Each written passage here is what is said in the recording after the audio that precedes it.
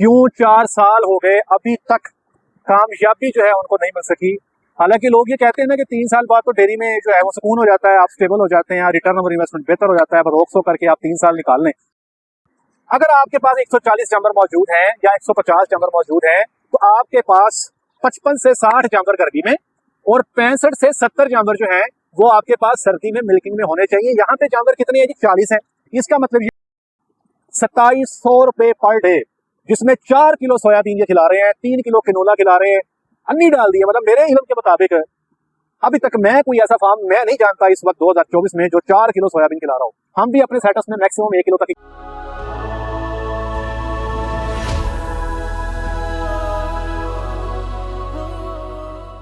जी बिस्मिल्लाहिर्रहमानिर्रहीम, अस्सलाम वालेकुम वरहमतुल्लाहि वबरकातुहू। मेरा नाम है डॉक्टर मोहम्मद मुज़म्मिल हसन। एक नए सेशन के साथ आपकी खिदमत में हाजिर है।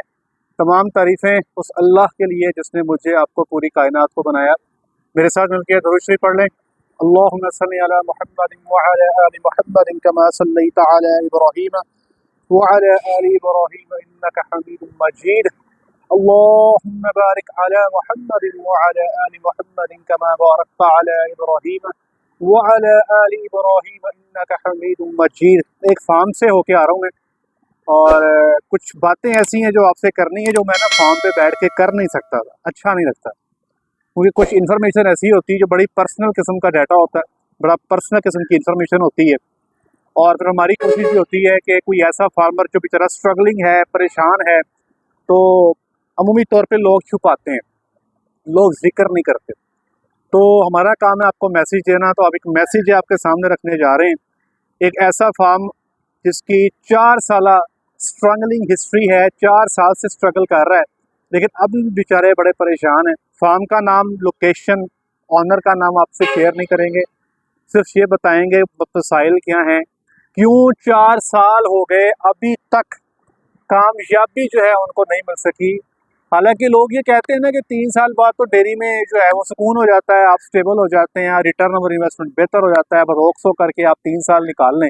हमारी भी अक्सर वीडियोस में आपने ये सुना होगा कि डेयरी के पहले 3 साल का पेंडा औखा है, उसके बाद तो जी मौजी मौजे हैं।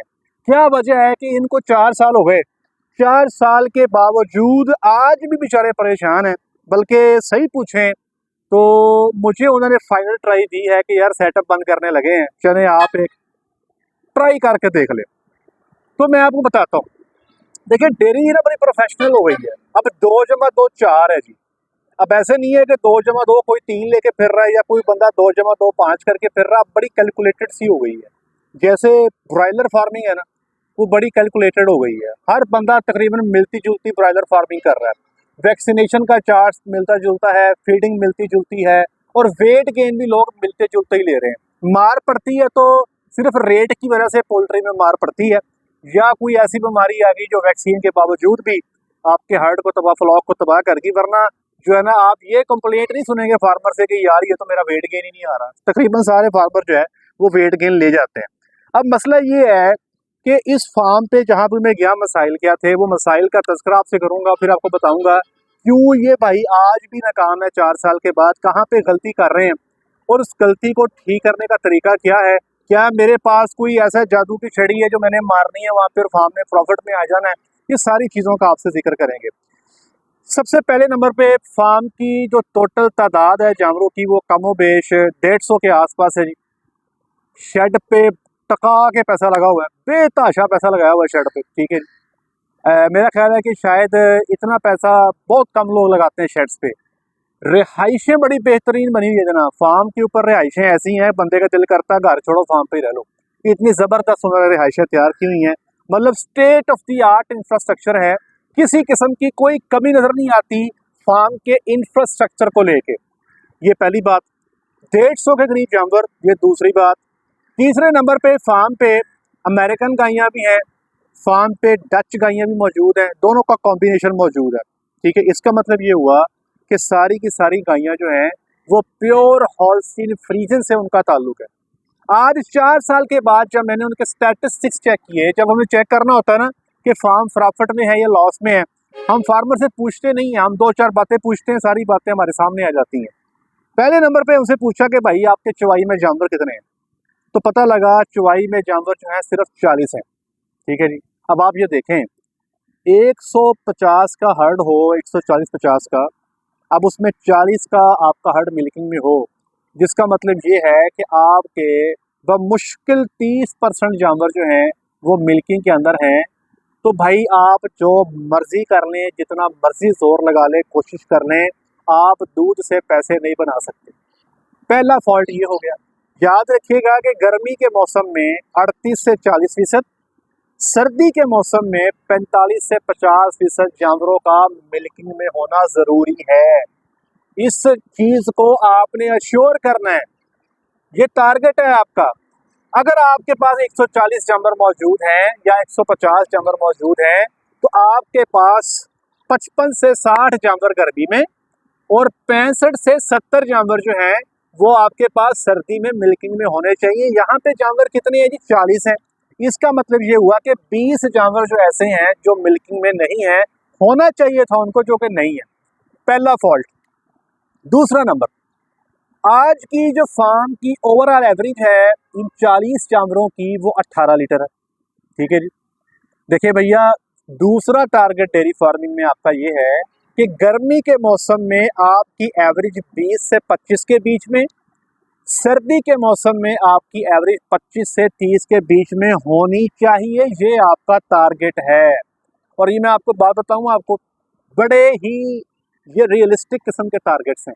अल्लाह का शुक्र है, मेरे पास जो सेटअप मौजूद हैं, तो हम 22-24 के आसपास जो है गर्मी में एवरेज ले लेते हैं, और सर्दी के मौसम में अल्हम्दुलिल्लाह कोई सेटअप तो हमारे ऐसे भी हैं जो 30+ पे गए, वरना हम 28 के आसपास कर रहे होते हैं। तो ये वो चीज़ें आपको बता रहा हूँ जो रियलिस्टिक है, किताबों में लिखी नहीं हुई हैं, जो हमने खुद काम करके कुछ टारगेट्स डिफाइन किए हैं। ये वो टारगेट्स हैं जिनका मैं आपसे जिक्र कर रहा हूँ। अब दूसरा मसला ये आ गया कि एक तो जानवरों की तादाद मिल्किंग में थोड़ी है, दूसरा मसला ये आ गया कि जो जानवर मिल्किंग में भी हैं उनकी तादाद भी थोड़ी है, उनकी एवरेज भी थोड़ी है। दो प्रॉब्लम हो गए जनाब। अब तीसरा प्रॉब्लम ये है कि जो जानवर बच्चा दे के आ रहे हैं, हिफांदा ही नहीं बन रहा, छोटे छोटे नहीं बन रहे, और इतनी बड़ी बड़ी गायें मैंने देखा नीचे हिवाने कुछ भी ये दूध दे रही है 10-10, 11-11 किलो। इन्वेस्टिगेशन पे पता लगा कि दो मेजर प्रॉब्लम है। पहला प्रॉब्लम, जानवरों को ड्राई पीरियड दिया जा रहा है सिर्फ 50 दिन। तो मेरे भाइयों गौर से सुन लें, अगर आप हॉल्स्टीन फ्रीजियन गाय का सूबे का दूध इंजॉय करना चाहते हैं कि आप कहें कि जब मजा आ गया, चस आ गई, तो कम से कम 60 दिन, बल्कि बेहतर है 70 दिन का ड्राई पीरियड दे लें। मैंने ये तजर्बा किया हुआ भाइयों। कहते ना, एक एक्सपीरियंस्ड बंदे का फार्म पे रखने का फायदा पता क्या होता है? वो तमाम गलतियां जो उसने पीछे की होती हैं ना, वो उस सेटअप में उस गलतियों से बचने की कोशिश करता है। तो हमने भी आज से कुछ अर्सा पहले एक फार्म पे ड्राई पीरियड रखा 45 दिन का। तो उन जानवरों ने जिनको 45 दिन का ड्राई पीरियड दिया, उन्होंने हमें अगले सूबे में मज़ा नहीं कराया। इसलिए तजर्बे की बुनियाद पे आपको बता रहा हूँ कि अगर आप इनका सूबे के चस लेना चाहते हैं तो 70 दिन का ड्राई पीरियड इनको दें, वरना मिनिमम 60 दिन जो है, या आप प्रेगनेंसी के डेज की बात करें, 210 दिन की जो प्रेगनेंसी है उस पे आप जानवर को लाजमी ड्राई कर दें, 200 से 210 दिन के बीच में। दूसरा प्रॉब्लम ये था, जो क्लोजअप फीड ये जानवरों को दे रहे हैं उसमें एक बहुत बड़ी मिकदार में ये तूड़ी दे रहे हैं, बहुत बड़ी मिकदार में। तो इतनी ज़्यादा तूड़ी का इस्तेमाल करके आप जानवरों की उस तरह से तैयारी नहीं कर सकते। बहरहाल जी, हमने इनको क्लोजअप प्रीमिक्स भी गाइड कर दिया है, और इनका जो फार्मूला है क्लोजअप का वो भी इनको ठीक करके दे दिया, और आगे के लिए इनको मशवरा दिया है कि भाइयों आपने अपना जो ड्राई पीरियड है उसको 70 दिन पे करना है। ये तीसरा प्रॉब्लम। चौथा प्रॉब्लम ये है जनाबी अली कि हर्ड इम्बैलेंस है। अब आप कहेंगे यार ये क्या चीज़ होती है, हर्ड इम्बैलेंस होना क्या होता है? हर्ड इम्बैलेंस इसको कहते हैं जब आप सेक्स सीमन का ज़्यादा इस्तेमाल करते हो, तो आपके पास फार्म पे बच्चियों की या खुराक खाने वाले जानवरों की या नॉन मिल्किंग एनिमल्स की तादाद बढ़ जाती है। अब लोगों को शौक तो बड़ा होता है सेक्स सीमन लगाने का, पर एक चीज़ बता दूं, ये लोग सेक्स सीमन का एक्स्ट्रा इस्तेमाल नहीं कर रहे, लेकिन फिर भी हर्ड इम्बैलेंस है, उसकी आगे फर्दर वजूहात है। अब कई लोगों को शौक है जी सेक्स सीमन लगाने का, सेक्स सीमन लगाते हैं, बच्चियों पे बच्ची आई जाती हैं। जब वो साल बाद एनालाइज करते हैं तो पता लगता है कि जनाब मिल्किंग में तो जानवर ही 34-35% है, बकाया सारा ढेर लगा पड़ा बच्चियों का। तो भाईजान, हर्ड को बैलेंस करने के लिए जो मैंने आपको तरीक़ेकार बताया कि जो गर्मी में 40%, सर्दी में 45 से 50 लीटर जानवर मिल्किंग में होने चाहिए। अगर नहीं होंगे तो आपको मुश्किलात का सामना रहेगा। फिर भी अगर आप समझते हैं कि नहीं यार, मैंने हर्ड की ग्रोथ को बहुत स्पीड से लेके आना है, सेक्स सीमन का बेतहाशा इस्तेमाल करना है, तो फिर जो इजाफी बच्चियां होंगी उनको पालने के लिए आपको जेब से इन्वेस्टमेंट करनी पड़ेगी। फिर कसूरवार आपके डॉक्टर या आपकी टीम नहीं, ये आपका अपना पर्सनल डिसीजन होगा। पांचवा प्रॉब्लम, अब चूंकि गायें दूध नहीं कर रही तो परेशान हो गए। तो अब जारी बात है, जब परेशान होता है तो बंदा डूबता हाँ तो मारता है। तो इससे पूछ, उसको पूछ, उसको पूछ, उसको पूछ, उसको पूछ। तो किसी बंदे ने एक फीड फार्मूला इनको दिया, हाई ग्रुप का, जो हाई ट्रेडिंग ग्रुप है उसका फार्मूला दिया।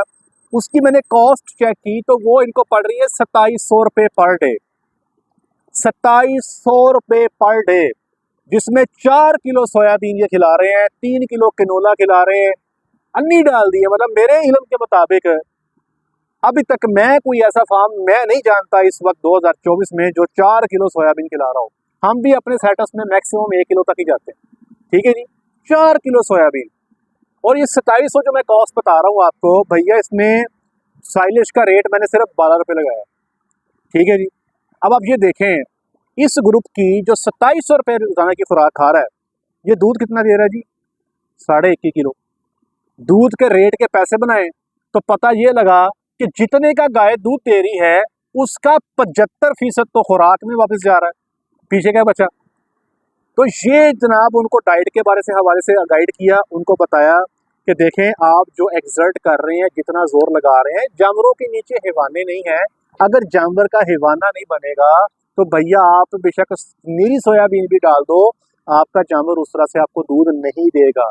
अडर डेवलप होगा, प्रॉपर क्लोजअप होगा तो आगे जो है उनके जानवरों के हिवाने डेवलप होंगे और आगे जानवर जो है वो दूध देंगे।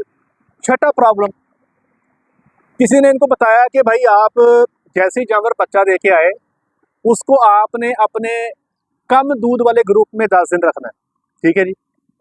एलडीए ना हो जाए, जानवर को नेगेटिव एनर्जी ना आ जाए, ये ना हो जाए, वो ना हो जाए। बाज़ लोग ये करते हैं। मैं भी अपने एक सेटअप में तकरीबन हफ्ते के लिए जो है ना जानवर को लो ग्रुप में, जहाँ पे 7-8 किलो वंडा है, वहाँ पे रखवा देता हूँ। लेकिन वहाँ पे हमारी कोशिश होती है कि साथ में जो ग्लाइकोलिन है या एनर्जी प्रिकर्सर है वो जानवर को हम ओरली दे देते हैं। लेकिन यहाँ पे ऐसा कोई काम नहीं हो रहा। अच्छा, अगला मसला ये नहीं है, मसला ये नहीं है कि 10 दिन यहाँ पे रखते हैं, मसला आगे है। अब वो 10 दिन के बाद जानवर का दूध देखते हैं, अच्छा 20 लीटर दूध पे है, चलो जी इसको बी ग्रुप में डाल दो। ये 30 पे है, इसको ए में डाल दो।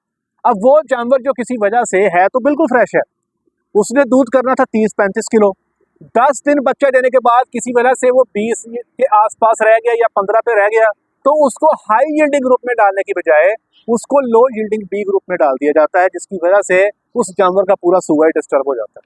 तो उनको एडवाइस ये किया कि भाईजान आपने अपने जानवर को हफ्ता रखना है लो यील्डिंग ग्रुप में, उसके बाद अपने फ्रेश ग्रुप में ले जाओ।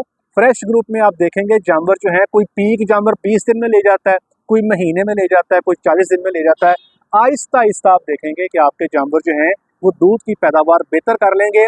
अभी लकी इस हवाले से हैं कि इनके पास कुछ 40 के करीब जानवर ऐसे हैं जो अगले 2 माह में बच्चा देंगे।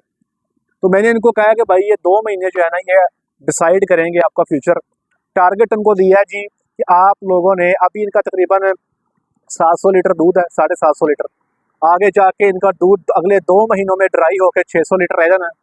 अब इनको टारगेट ये दिया है कि अब आपने दिसंबर के एंड पे 2000 लीटर दूध को टच करना है। जानवर मौजूद हैं, 40 सुबह मौजूद हैं, इन पे अगर मेहनत कर लेंगे, काम कर लेंगे, चीज़ों को फॉलो कर लेंगे तो इंशाअल्लाह अज़ीज़ जो है आपका 2000 लीटर दूध हो जाएगा। इनके साथ मैंने फार्मूला शेयर कर दी हैं, वो फार्मूला जो हम अपने जानवरों को 35 लीटर दूध जिससे ले रहे हैं और 2200 रुपये हमारी इसकी फीडिंग कॉस्ट है 3500 लीटर पे, वो इनसे शेयर किया। एक तो 2700 लीटर से कॉस्ट को जो है हमने कम करके 2200 पे कर लिया अल्हम्दुलिल्लाह। और साथ ही साथ जो है उनको ये बताया कि ये जानवर जो हैं आपके प्योर हैं, ऐसा कोई मसला नहीं है इनके साथ, बस ये मैनेजमेंट मांगते हैं, ये तवज्जो मांगते हैं, केयर मांगते हैं। इनको अगर मैनेज कर लेंगे तो यही जानवर होंगे जो आपको 35, 40, 50 लीटर भी दूध देंगे। अगर मैनेज नहीं करेंगे तो यही प्रॉब्लम रहेगा आपका, कोई 10 लीटर दे रही है, कोई 15 दे रही है, कोई 20 दे रही है। बहरहाल आज की वीडियो का बनाने का मकसद ये है कि अच्छा एक और प्रॉब्लम मैं एडीएन बताना चाहता हूँ। अभी तक कोई मुस्तनद डॉक्टर नहीं है वहाँ पे, अभी तक कोई मुस्तनद डॉक्टर नहीं है। डॉक्टर्स के साथ कई सारे इनके मसाइल रहे, ठीक है, आप ये कह सकते हैं कि जो इनकी पसंद थी उस पसंद का डॉक्टर इनको नहीं मिल सका। तो मैं एक गुजारिश करूंगा अपने तमाम फार्मर भाइयों से, मुझे कल भी कॉल आई एक फार्मर की, वो कहते हैं जी डॉक्टर से हम सेटिस्फाइड नहीं है, कोई नया डॉक्टर दे दें। तो मैंने उनसे कहा, मैंने कहा देखें जी डॉक्टर बदलना मसले का हल नहीं है, डॉक्टर मैं चेंज कर दूंगा, आपको कल उससे भी मसला बन जाएगा, फिर आपको 6 महीने बाद चेंज कर लेंगे, फिर उससे को मसला बन जाएगा। बेहतर ये है कि अपने डॉक्टर को अपने सेटअप में रह के उसकी ट्रेनिंग करें, ताकि वो इस काबिल हो जाए कि साल 1.5 साल के बाद आपके लिए एक एसेट बन जाए। अब अल्लाह का शुक्र है, हमारे पास, मेरे पास जो सेटअप है वहाँ पे जो मेरी डॉक्टर्स की टीम है, अल्हम्दुलिल्लाह फार्मर भी उनसे खुश है, हम भी सेटिस्फाइड हैं। शुरू में मसाइल होते हैं, लेकिन आहिस्ता से बैठ के मतलब मसाइल को हल कर लेता है। लेकिन डॉक्टर का, मुस्लिम डॉक्टर का फार्म पे होना ज़रूरी है। अभी वहाँ पे VS मौजूद है, अभी उनकी हम ट्रेनिंग करके आए हैं, उनको प्रोटोकॉल बना के दे के आए हैं, बच्चा देने पे क्या करना है, बाद में क्या करना है, पहले क्या करना है, सारी चीज़ें उनको समझा के आए हैं और उनको बता कर आए हैं कि भाई ये फार्मर भाग रहा है, आपको चीज़ें बता दी हैं, मेहनत करें, फार्मर को संभाल लें। अगर ये फार्मर ना संभाला गया तो ये आगे 15 लोगों को डेयरी फार्मिंग में आने से रोकेगा और कहेगा भाई डेयरी में कुछ नहीं रखा, सारा झूठ है। अब ये आपकी जिम्मेदारी है कि आपने इस फार्म को दिसंबर के एंड पे 2000 लीटर दूध पे लेके जाना है। इसकी सर्वाइवल की गेम है और ये आपकी सर्वाइवल की गेम है और ये हमारी डेयरी इंडस्ट्री की सर्वाइवल की गेम है। उम्मीद करता हूँ कि हमारे नए फार्मर्स को जो मैंने टारगेट्स दिए हैं उनका अंदाजा भी होगा, इन टारगेट्स को फुलफिल करने के ऊपर तवज्जो देंगे, इसी पे आप लोग काम करेंगे। अगर टारगेट अचीव नहीं करते हो तो लगे रहो डेयरी में 10 साल, मक्खी पे मक्खी मारते जाओ, कुछ भी नहीं होगा। टारगेट्स को अचीव करना सीखें। जी बहुत शुक्रिया, उम्मीद करता हूँ कि हेल्दी फ्रूटफुल डिस्कशन है आपके लिए। आज के लिए इतना ही, अपना ख्याल रखें, दुआ में याद रखें, 5 वक्त की नमाज बाजमात अदा करें। अस्सलामु अलैकुम वरहमतुल्लाहि वबरकातुहू।